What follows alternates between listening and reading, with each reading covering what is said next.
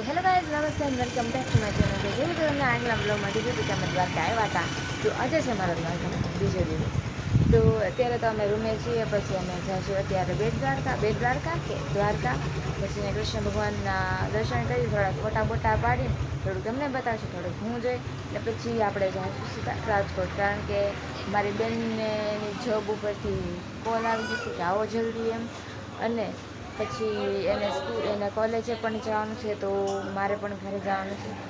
તો 2 દિવસ અમે રોકાણા અને પાછળ જોયો મસ્ત નજારો છે.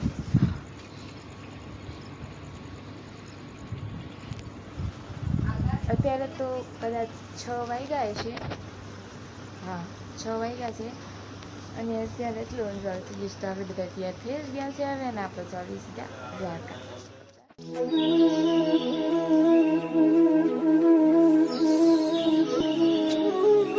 તો ફાઇનલી ગાઈઝ અમે પહોંચી ગયા છીએ દ્વારકા.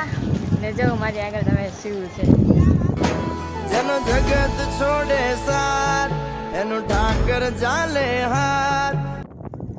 આ છે દરિયો. મારું પૂરું થાય છે કારણ કે હું દ્વારકા આવી ગઈ. મારું સપનું હતું કે હું એકવાર દ્વારકા જાઉં અને મને મારા આંખોથી દેખાય છે એ.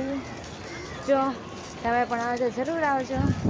આ એક સકારાત્મક ઉર્જા છે ને, જેથી તમને છે ને બહુ જ મજા આવશે. મને થાય હું મંદિરને જોતી જ રહું, પણ કેવું મસ્ત લાગે તો એક નંબર. તો અત્યારે તો અમે હજી થોડી કાયલા જઈએ છીએ, થોડી વાર છે, પછી અમે જઈને ત્યાં કહું કે શું થાય છે શું નહીં. તો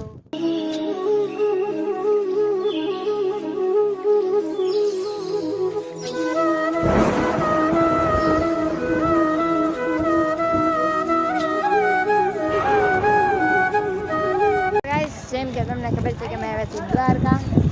તો અત્યારે તમે જઈએ છીએ ગાડીએ, કારણ કે જવાનું છે રાજકોટ પાછું. કાલે મારે જવાનું છે પાછું રાંધિયા. તો ચાલો જલ્દી બધા તો પગી ખાલી અમે જ બાકી છે વિડીયો બનાવતા હતા યાર. પણ દ્વારકાની વાત જ અલગ છે. હજી અમે બધી કરીએ નથી ગયા. પછી અંદર મંદિરમાં તો કાંઈ ફોન લઈ નથી જવાના. પછી હા, જો બધા દોડા જ જાય છે. પછી આવી દ્વારકાધીશનું મંદિર. તો ગાઈસ એટલું જ છે. અને કેવું લાગ્યું દ્વારકા ટ્રીપ મારી કે જરૂર. હજી અડધી જગ્યા તો મેં ફરવા જ નથી ગયા, કારણ કે ટાઈમ નહોતો એટલો બધો, અને પછી પહેલીની જોબ પણ હતી. તો હવે બીજી વાર ક્યારેક નિરાતે આવશે ત્યારે તમને ફૂલ્લી બધું બતાવશું. તો ત્યાર સુધી